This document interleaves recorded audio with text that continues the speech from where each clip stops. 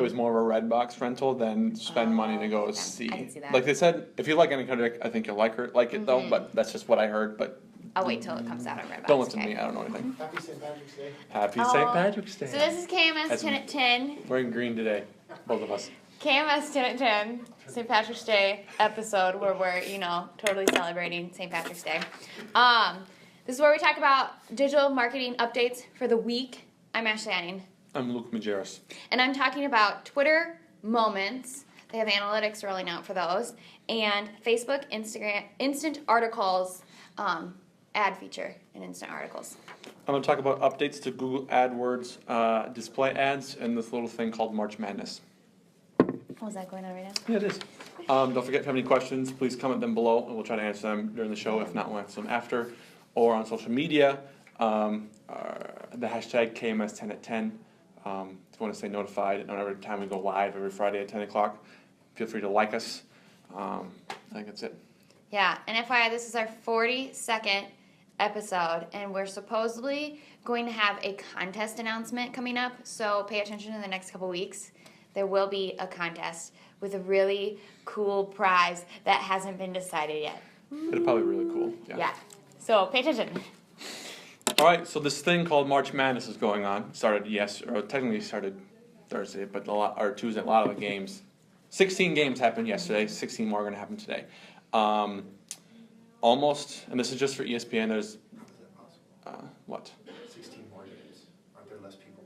Nope. There are. They played half the games yesterday, and they play the other half today. Sam, I would assume you would know all this. No, it's an NCAA wrestling tournament going on right now. That is going on too. How's your bracket looking for that?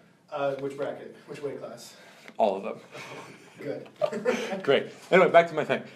ESPN is one of the big places to go to make your bracket.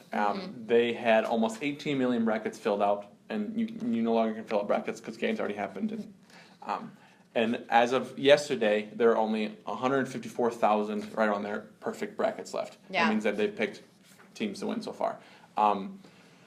And for the office, we have a friendly wager going on that the winner, the loser has to do the winner's chores for the week. Every once in a while, they have to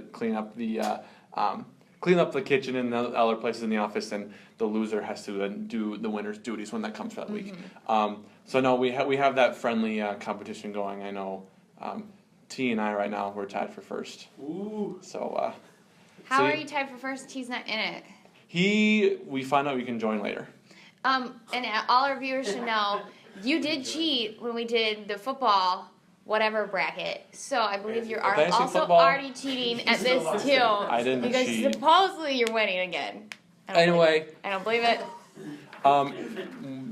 Don't listen to her. She doesn't know anything. Comment below who you have winning or how many brackets you have. I made, for the KeyMedia one, I made one, but I have 4 different brackets. I know ESPN you can up to 25. I've never done the March Madness bracket, or I guess I don't remember if I ever have. I don't think I have. And this year I filled out 3. And I made them all the same, because I was like, I don't know what I'm doing. So, but supposedly Luke's winning. Tied. But I always make a comeback. And apparently I cheat, but whatever. That's all I had. All right, so Twitter Moments. Okay, so Twitter Moments is starting to have analytics with those moments. If you guys know, though, they rolled out the moments like, what was it, a few months ago, or about a year. No, not a year ago, but a few months ago. And that's where you can combine like tweets from yourself and tweets from other people into kind of like a group of tweets, like organize them into these moments. We have one actually for the KMS 10 at 10. It was supposed to be the best tweets for the 10 at 10, and I don't think it's been updated in a while. We did such a wonderful job. Sam's saying yeah. But so they're going to start having analytics for it. And I think that's where Twitter really excels. The one thing they really excel in is that they have analytics for everything, and every single Twitter profile has analytics. So even if you have a personal account, you have analytics for all your tweets, which I think is pretty awesome, but we're number nerds, so. But they're going to start having analytics for these moments as well, and it's not super elaborate. It's not a ton of information, but they are showing how many people are opening the moment and looking at the moment, how many unique opens. So say, like, I opened it 3 times, but Luke opened it once, so he'd be a unique open. And then how many likes the moment's receiving, how many shares the moments are receiving, and how many completion rates, which is a pretty good analytic data number to see how many people are completing the moment. So I don't know. Like I said, we're number nerds, so I thought that was pretty exciting that they're rolling that out. I guess it was kind of surprising to me that they didn't already have analytics for moments, since they have analytics for all other things that are going on in Twitter. But they're rolling that out for everybody to use. So. Yeah, hopefully this gets people to use it more, just because they can say, oh, it's actually doing something. Maybe they set it up and they didn't think they got any traction, but you find out, oh, we got a lot of engagement in this to keep using it. Well, it's just, I think it would be interesting to see, like you say, maybe you have a couple moments that you've built in the past, and just kind of comparing like how they've worked or how they haven't worked, or if people are actually using a moment, or like opening it a lot, or if there's a lot of unique opens, just seeing how they performed. And just that's what analytics is for. So that's what I think is nice. Mm-hmm. Have you ever looked at your personal Twitter analytits? Yes, I have. I haven't in a while, but I know I have before. I want to ask the viewers, if you have, let us know. I really am like interested, because I don't look at mine like every day, but every once in a while I'll like jump in there and like, this is kind of interesting, because it's your personal stuff. Mm-hmm. So it's just interesting to see like how many like followers you're gaining and how many impressions you've gotten, and just kind of seeing like how your profile has performed. I did a presentation 2 years ago when we talked about social media analytics, and I told that it was a classroom of college students, and I was like, your own personal account has the analytics, and I thought people would get excited about it, and they just kind of all stared at me. So I'm just intrigued to see if people actually think it's interesting as much as I think it's interesting. So yeah, I like it because you can go back and see like which one of your tweets were the best one, like the most engagement, most impressions. I don't know. But yeah, we just like that stuff. But we're marketers, so of course we're interested in that. All right, my last topic: Google AdWords launched a location extension display ads for local business. So what that means is display ads across the web, like just the normal banner ads.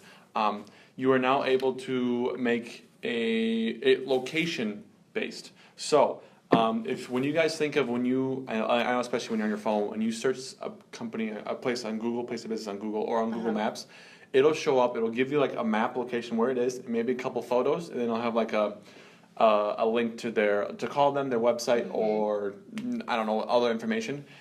You can set up to where Google will kind of automatically create some of those for you, and will put them on as a display ad throughout the web. And their example they did was you were on a do-it-yourself flower arrangement kind of thing, and it will automatically show up and say, hey, Aunt Sally's flower shop is only 3 miles away from you, and it'll show like where it is, and then it'll give store hours. You can call our website. And that just rolled out on Tuesday. What else do I have to? The new ad format shows photos, store location, business hours, as well as an ad headline and descriptions. You can say Aunt Sally's flower shop, $10 off your first purchase as a new customer, or whatever. While they were testing this, 60% of the clicks on the ad were to either get directions or more information on the store to go to the website. So just another way that you can focus on your location and people that are close to you to get them to come to your store. Nice. All right, so our last topic is Facebook instant article ads. So have you ever been reading an instant article and seen ads in them? Yep. Yeah. So what they're going to do, they just kind of updated it a little bit, so it's just a small tweak. But I'll tell you why I find this kind of interesting at the end after I explain what it is. So what they did is they are updating the monetization policy for instant articles, where publishers or advertisers can choose to place, to automatically place ads either every 250 words, 350 words, or every 500 words. So the update is, it used to only be 350 words, but now you can choose if you want it every 250 words, every 350 words, or every 500 words. And so they're doing that just because if certain publishers feel like they can, add in more ads, or the ads are relevant, or it's relevant to the content, just depending on what you're promoting. But I can't remember what I was going to say about that. But anyway, so they're doing that. And what I find interesting about this is Facebook is so big on updating, the algorithm and your news feed in order to be most relevant to the user, but then they're also doing these small tweaks to add in more ads.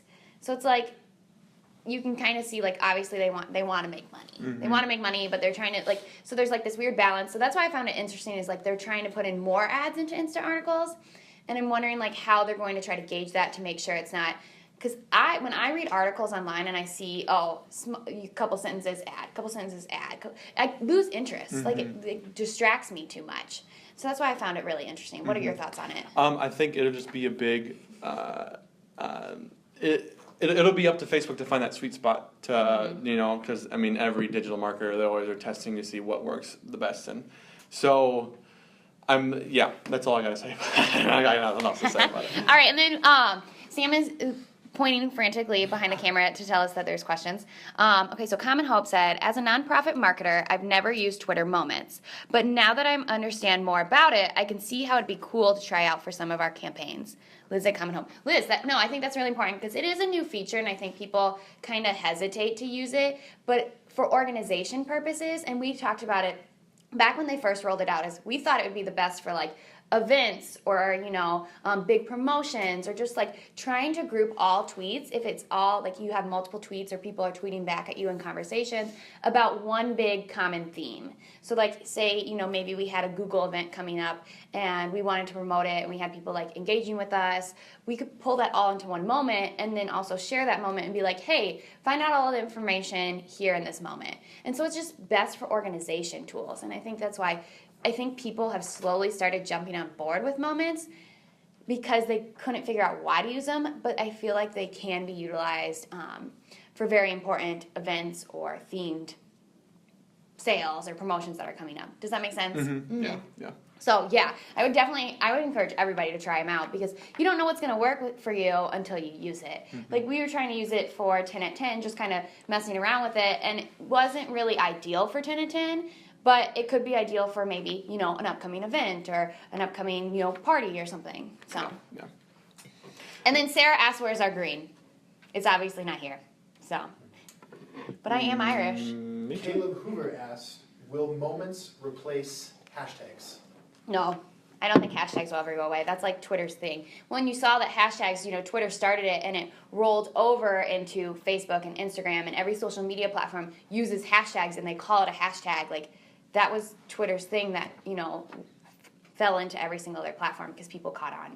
Like, people were hesitant to use it right when it started, and then they caught on. Mm-hmm. I don't think hashtags will ever go away because now it's used as a search tool as well, because you can search hashtags on every single platform now. Mm-hmm. So I don't think anything can replace hashtags. No, I don't see. I don't see anything. Maybe I'm just being dramatic. It's never. That's all we got for this week of 10 Happy St. Patrick's Day. Thank you for asking us questions. Hopefully everybody else is wearing green. We should have used a green filter. Like us if you want to get notified when we go live. We'll upload this to YouTube eventually. Our YouTube is the KeyMedia Solutions. Yeah. That's all I got. I'm Luke. I'm Ashley. And we'll see you next week. Enjoy a green beer or an Irish car bomb, or if you're underage, Irish car bomb. some green Jell-O. We're getting lit tonight. Later.